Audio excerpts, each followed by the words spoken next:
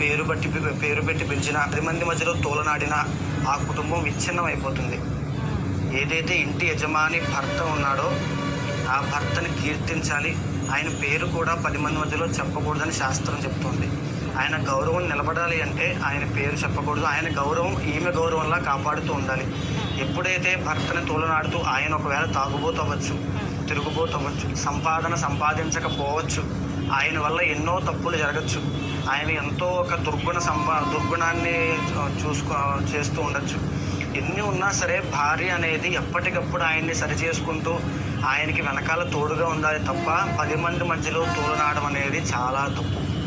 అలా తోలనాడడం మొదలుపెట్టిన తర్వాత ఆ కుటుంబం విచ్ఛిన్నం అయిపోతుంది. ఆ కుటుంబం రోడ్డున పడిపోతుంది. భార్య కనుక భర్తని పేరు పెట్టి పిలిచిన 10 మంది మధ్యలో తోలనాడిన ఆ కుటుంబం విచ్ఛిన్నం అయిపోతుంది. ఏదైతే ఇంటి యజమాని భర్త ఉన్నాడో ఆ భర్తని కీర్తించాలి.